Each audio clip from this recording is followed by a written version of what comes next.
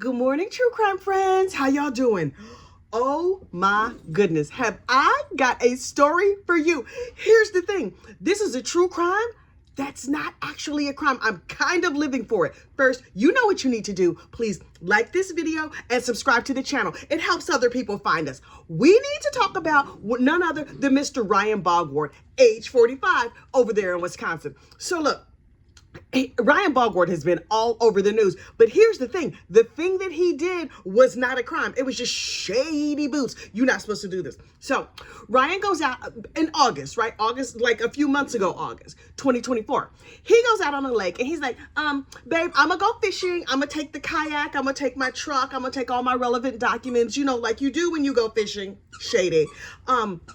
He goes out on the lake, has his fishing pole, and he just like pushes now this is what I imagine happened. He pushes the kayak out on the lake and throws his fishing pole around and whatever he's gonna do, and then disappears.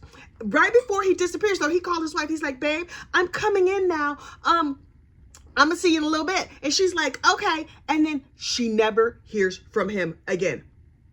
Y'all, he has 3 small children. So look, the people of the town, his wife is like, Ryan has not come home. What is happening? Boop, boop, boop, boop, boop. Hello, sheriff. My husband went fishing on the lake and he did not come home. So the sheriff goes down there and they looking around and they get like the rescue squad out there and the people with the sonar and they search the lake for weeks. 24 days they were out on that lake searching and they're like, it's nobody here. So we're going to have to do a little more other research because something tells us, even though this lake is very deep, we should have found his behind by now. And so they were like, do you have his laptop or anything like that? And they were like, the wife was like, here you go. Here's his laptop. And the kids are home crying. Oh no, daddy has disappeared. Oh Lord, what else gonna do? They missed a couple days of school and stuff. I just made that up. I don't know. But I imagine they missed a couple days of school. 3 kids? Sir. Anyway, so the police get his computer and they're like, let's forensic up this computer. Now, what did they exactly do? I don't know. Do I look like a computer forensic analyst? I promise you, I am not. So they, forensic up the computer and they're like, look at this laptop. The day he disappeared, he cleared out all of his history. That's okay because we can still pull it up because we are the forensic experts. So they pull up his forensic information and they're like, he moved funds to a foreign bank. Okay. He changed all of his email addresses. Sir, suspicious. He was communicating with a woman in Uzbekistan. Also, where is Uzbekistan? You know, the police were like, do we have a map? Wait. We have Google. Let's Google up and see where Uzbekistan is. Ooh, that's far from here. He can't kayak from here to there, especially since Uzbekistan is double landlocked. Anyway, also he bought airline cars. I appreciate the preparation, honestly. But, they also found he took out a life insurance policy for $375,000. Now, this, in my opinion, was just good manners because ultimately his wife was going to be like, oh, well, he's gone. This is terrible. We're going to need some cash up in this piece. And so if he's declared dead, then the wife could get some money. I mean, I guess that was nice. And in his photo cache, they found that he had taken a picture of his passport. Sir, shady boots. Hang on for a second. I had to talk my throat dry. Hang on. So they were like, okay, this Mama Luke just might have blown the scene and gone to some other country. They were like, hello, international airline people or whatever. What you got? So Canada was like, oh, hey, girl, hey, he came through here. We ran his passport. Now, look, he took a picture of his passport. His actual passport was at home. It's that easy to get into Canada. You can just bring a picture. Oh, I don't have my passport. Look, here we go. Here's my passport. And how did he get there? From where he was in Wisconsin, just to the Canadian border is like 10 hours. So in my mind, he either hitchhiked, a friend took him. He couldn't have got an Uber. Maybe he rented a car in another name in another town. I don't know how he did this. I want to know all the details.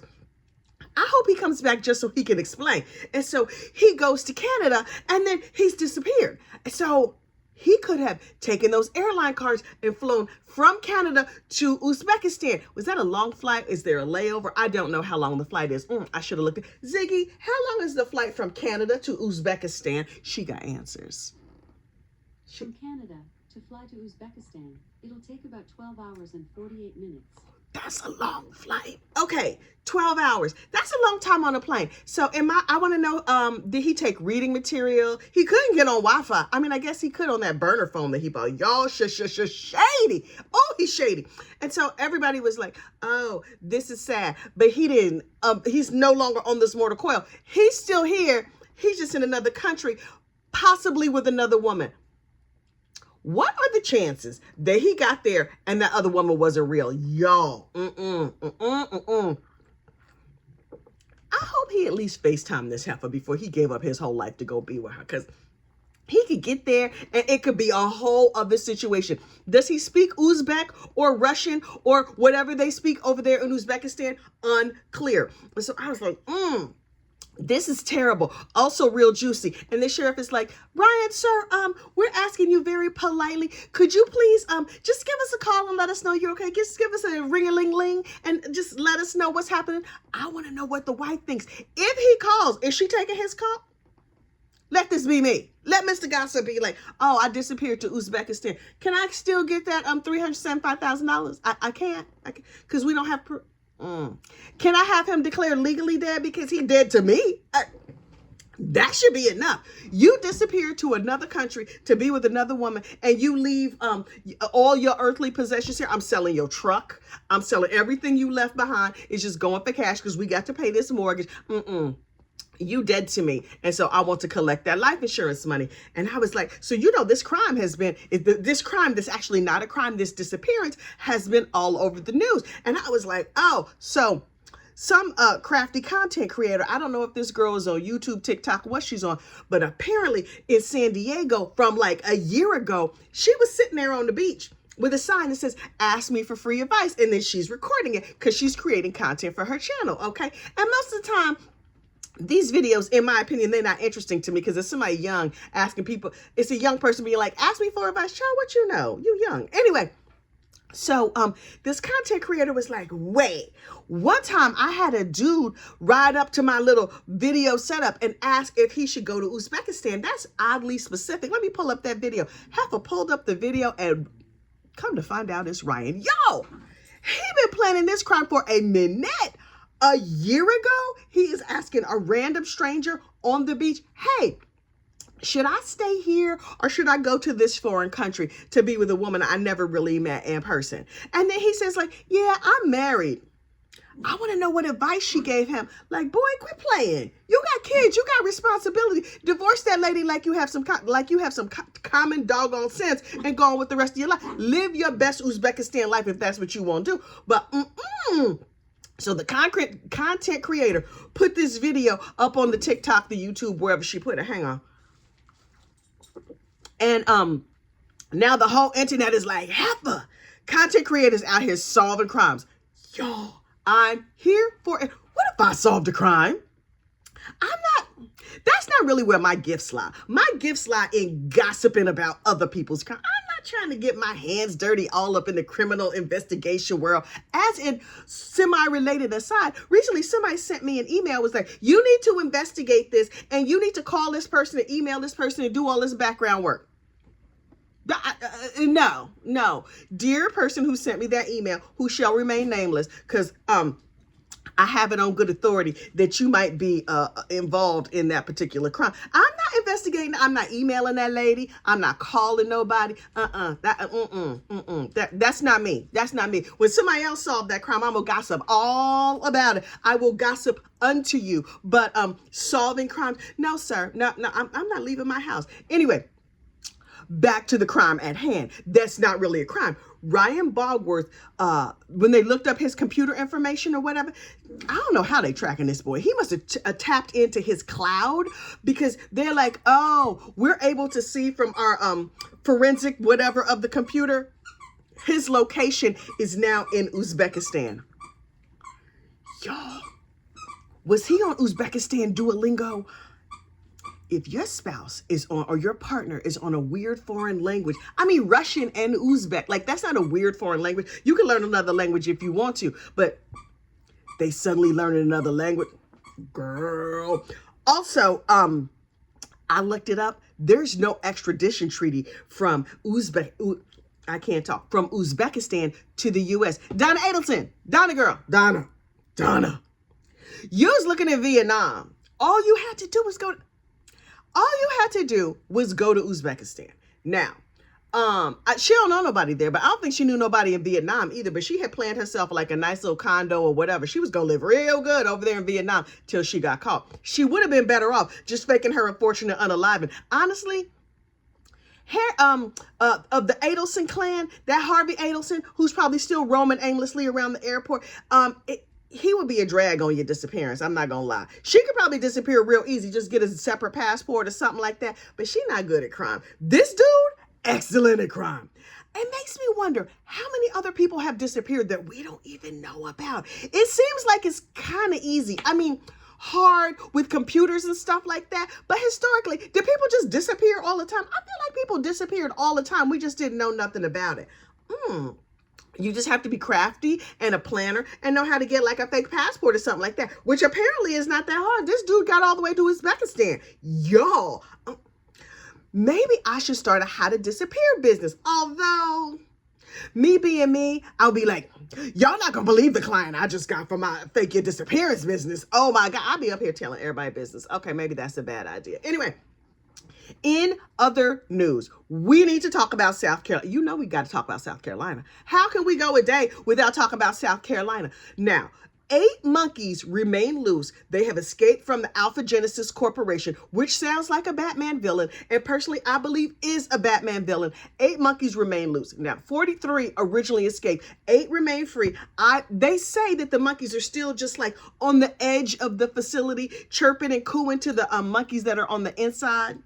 They're luring them with peanut butter and jelly sandwiches. I hope they at least got the crust cut off. I mean, maybe monkeys don't mind crust. I don't know what monkeys like. Anyway, although if I find one of the monkeys, I'm gonna find out what monkeys like, because I'm gonna put her in a diaper and say she my baby and dare you to say my baby is ugly. I double dog dare you. So the Harriet Tubman monkey, who in my imagination led them to freedom, remains free. Her and her 7th sister. Now, Harriet girl, if you got the internet, I hope you watching this.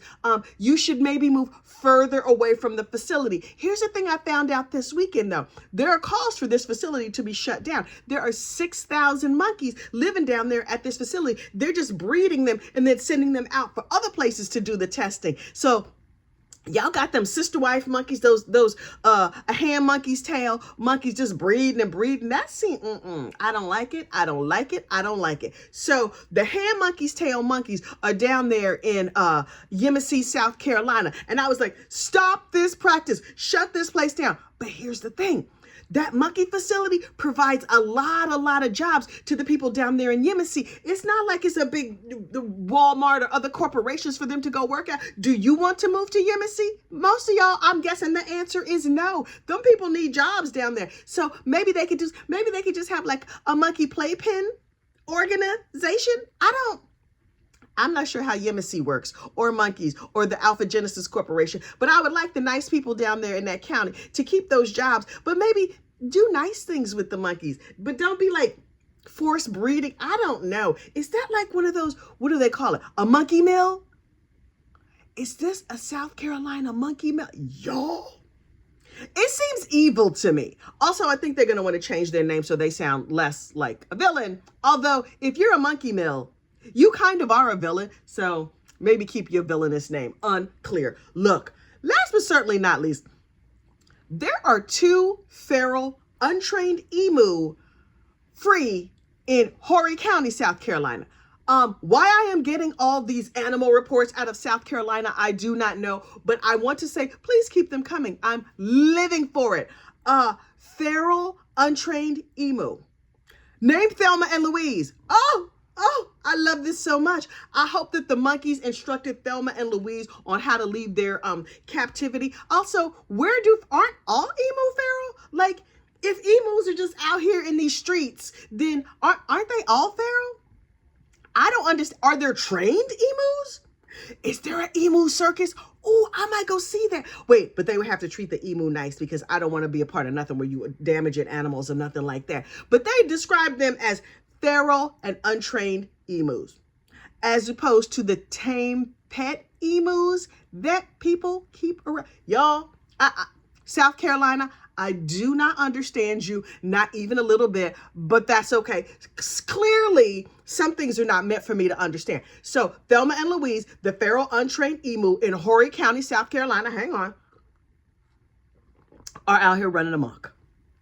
And to that, I say, run amok, girls, run. Run, girls. I want the monkeys to jump on the backs of the emu and then they just ride to freedom. In my imagination, that's what's really going to happen here. The Thelma and Louise heard about the monkeys and they was like, oh, we can help y'all girls. Come on, just climb aboard and we're going to run you to freedom, because emus are very, very large and very fierce. They're way taller than human beings and they can jack you up with those like mean feet, and they don't fly. They're giant flightless birds, but they run real, real fast.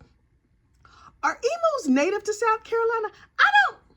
I do not fully understand what's going on in South Carolina, but it's suspicious. But because the world is a little bit crazy right now, I'm thrilled to have an emu story, a monkey story, and even this disappeared dude story. I'm not mad at it because he has not committed a crime. Now, morally, what he did was absolutely reprehensible, but people do morally reprehensible things every single day. Okay, look, I need to get on with the rest of my day. Listen, you get out there and have yourself a fabulous true crime day, and I will talk to you later. Bye.